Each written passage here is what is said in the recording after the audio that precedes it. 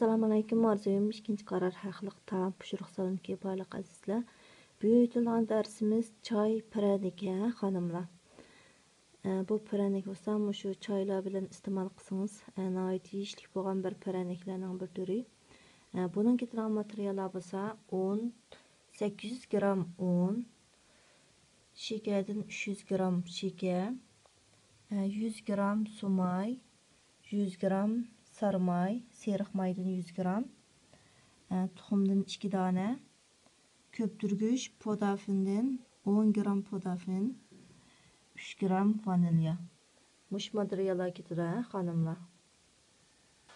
Biz aldı bilen 100 gram sarımayның töbüge 100 gram sumayını koyup köptüralımız.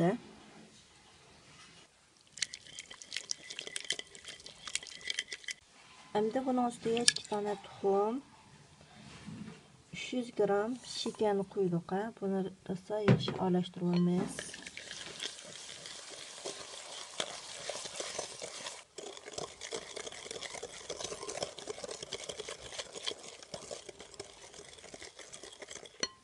Aralashib mushkil holatga kelganda ko'ptirgich bilan 3 gram vanilyani soldik.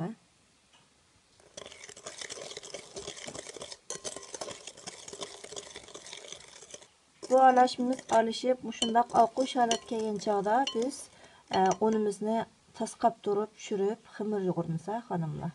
Bu holatda qo'lga chaplashmada ximir yo'g'irsak bo'ldi.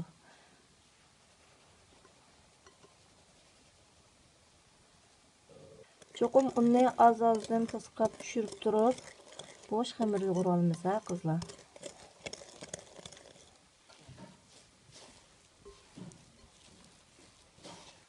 Mana qizlar unni az-azdan sep turib ximir yo'g'ira oldik. Bizningki bu ximirimizga 550 gram un ketdi xonimlar. Biz embilimizni undab tayyor qilib olgandan keyin xamirimizni qo'yib, mushu sekilaklarimizning yordamida 1 santi echib olamiz xonimlar. 1 santi kenglikda yeyib olamiz. Xamirimizni yeyib tayyor qilib olgandan keyin mushu shavkalarimizning yordamida, vilkalar yordamida mushundaq sanchib shakl chiqarib oldik. Undan keyin manadek shakl bergichning yordamida buni besib yumaloq shakl chiqarib olamiz xonimlar.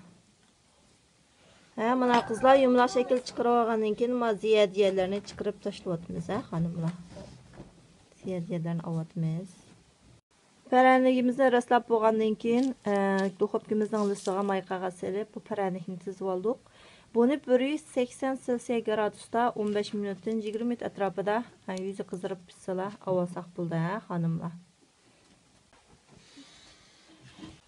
Bu xamirimizni mushkil usul yeysak bo'ldi xonimlar. Buningdek qoshiqni ustiga yeb turib to'pidan yeysak bo'ldi. Her kim özünü yaxşı görüş yazasan, mushu qalin yo'q nefisligini yarım soatdan 1 soat atrofida qilsak bo'ldi xonimlar.